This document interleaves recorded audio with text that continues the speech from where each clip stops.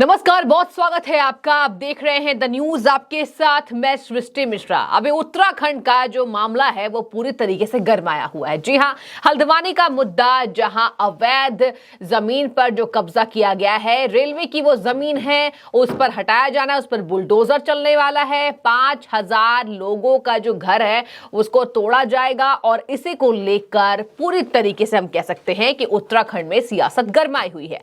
चलिए पूरे विस्तार से आपको बताते हैं क्या गलत है, क्या सही है, कितने नेताओं ने अब इसके खिलाफ मोर्चा खोल दिया है और कहीं ना कहीं केंद्र सरकार की तरफ से किस तरीके से बयानबाजी सामने आ रही है, वो सब आपको हम वीडियो में बताएंगे। आपको बता दें कि दरअसल हल्द्वानी में जो अतिक्रमण को हटाए जाने वाला मुद्दा है, उस पर अब कहीं ना कहीं विरोध इस तरीके से हो रहा है कि बात ये सामने आ रही है, ये कहीं ना कहीं शाहीन बाग, दिल्ली के शाहीन बाग में जिस तरीके से प्रदर्शन हुए थे सीएए को लेकर, उसी तरीके से भड़काऊ प्रदर्शन जल्द होने वाले हैं।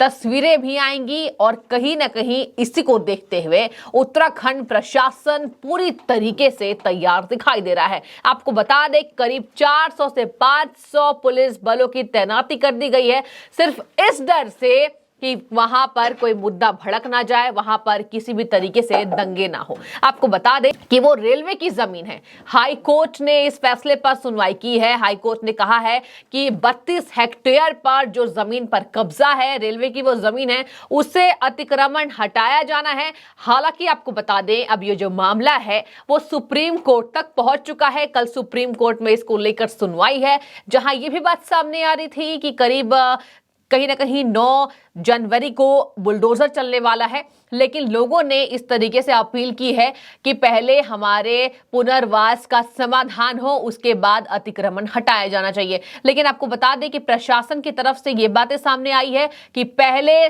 कोर्ट के आदेश का हम पालन करेंगे और उसके बाद ही हम पुनर्वास के लिए समाधान निकालेंगे। क्योंकि आपको बता दें कि आज का मामला नहीं है, 2016 में ही इसको लेकर याचिका दायर की गई थी, जहां अब इसके खिलाफ एक्शन 2022 के जनवरी महीने में लिया जाएगा।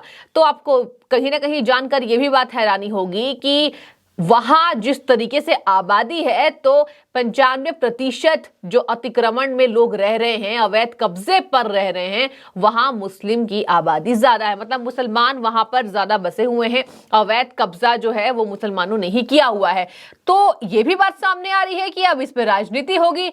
हिंदू मुसलमान का वो आईना नहीं है। आपको एक बार फिर से मैं क्लियर करती जाऊं, हिंदू मुसलमान की कोई बात नहीं है। हालांकि विपक्ष इसको उस तरीके से दिखा रहा है, तो ये विपक्ष की राजनीति है। जनता समझदार है। मुझे यही लगता है कि जनता सब जानती है। तो जरा आप सोचिए, गौर फरमाइए, हाई कोर्ट ने यह आदेश दिया है, सुप्रीम कोर्ट में कल 5 जजों की बेंच में इसकी सुनवाई होगी कि आखिर इस मामले को लेकर क्या सुनवाई की जाए और किस तरीके से इस मामले को निपटाया जाए। लेकिन इस पर विपक्ष कहीं ना कहीं राजनीतिक मुद्दे का एंगल दे रहा है। लगातार असदुद्दीन ओवैसी भी मैदान में कूद चुके हैं। हरीश रावत ने मोर्चा खोल दिया है। हरीश रावत, आज आपको बता दें, जिस तरीके से उन्होंने सरकार को पत्र लिखा है कि ये कहीं ना कहीं एक बार फिर से आप इस बारे में सोचिए और फिलहाल इस अभियान को 10 जनवरी तक टाल दिया गया है।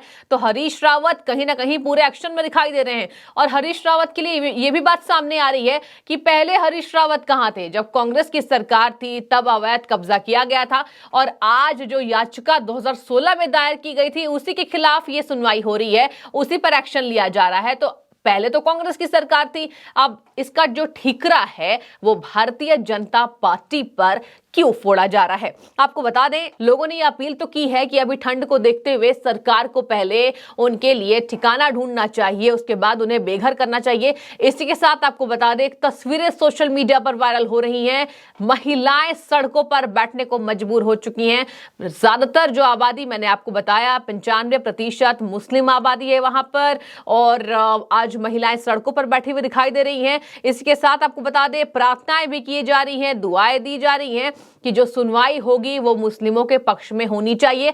लेकिन सरकार इस बात से अडिग है कि वो जो संपत्ति है वो रेलवे की है, और रेलवे की संपत्ति पर अवैध कब्जा ये किसी भी तरीके से बर्दाश्त नहीं किया जाएगा और अतिक्रमण को हटाया जाएगा। और लेकिन इसी पर आपको बता दें कि सुप्रीम कोर्ट तक मामला पहुंचा है, तो अब विपक्ष उसके पहले मौके ढूंढ रहा है, जहां यह भी कहा जा रहा है कि इसके पीछे कोई संगठन है, क्योंकि कहीं ना कहीं इस प्रदर्शन को शाहीन बाग के एंगल से जोड़कर देखा जा रहा है। आप वो तस्वीरें भूले तो नहीं होंगे जिस तरीके से हंगामेदार प्रदर्शन दिल्ली की जनता ने झेला था। ये विरोध का प्रदर्शन, इसकी मार पूरी राजधानी के लोगों ने झेला था। कितने महीनों तक सड़कों पर बैठी महिलाएं, सड़कों पर बैठे बच्चे, पुरुष और दिल्ली की जनता बेहाल थी। आना जाना ठप हो चुका था और जिस तरीके से सरकार इतने मुश्किल समय में एक्शन लेती हुई दिखाई दी थी, एक बार कहा जा रहा है कि सरकार की मुश्किलें बढ़ते हुए दिखाई देंगी। फिलहाल आपको बता दें, रेलवे की जमीन से कब्जा हटाने पर नैनीताल के डीएम ने भी ये कहा है कि ये किसी भी तरीके से हमें आदेश का पालन करना होगा और ये किसी भी तरीके से हम इसको विवाद इसका बढ़ाया नहीं जा सकता है, क्योंकि कहीं से भी ये गलत काम कोर्ट ने नहीं किया है। कोर्ट का जो फैसला है हमें मानना पड़ेगा। रेलवे की जमीन से अतिक्रमण हटाया जाएगा।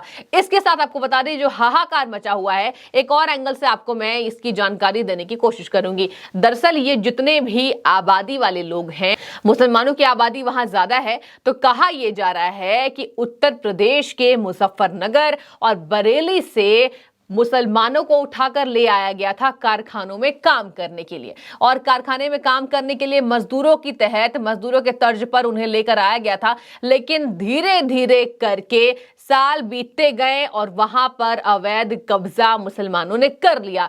तो ये बताइए आप जरा, हिंदू हो या मुसलमान, अवैध कब्जे पर अतिक्रमण तो सरकार हटाएगी ही, वो रेलवे की संपत्ति है, तो इस पर राजनीति क्यों? और इस पर बीजेपी भी पलटवार कर रही है कि इस पर गंदी राजनीति करके लोकसभा चुनावों के लिए आईना दिखाने का काम कर रही है भारतीय जनता पार्टी को विपक्ष। इसी के साथ आपको बता दें, केंद्र सरकार हो और जिस तरीके से कल कोर्ट का फैसला भी आएगा, तो सभी बातों को क्लियर कर दिया जाएगा कि आखिर इसके खिलाफ एक्शन क्या लिया जाएगा। लेकिन तस्वीरें जिस तरीके से आ रही है, कहा यह जा रहा है करीब 50,000 लोग बेघर हो जाएंगे। जंग छिड़ गई है उत्तराखंड में और कहीं ना कहीं पुलिस अभी मुश्किल में दिखाई दे रही है। और इसी के साथ आपको बताते चले कि अतिक्रमणकर्ताओं को वो जगह खाली करने के लिए 1 हफ्ते का अभी नोटिस दे दिया गया है।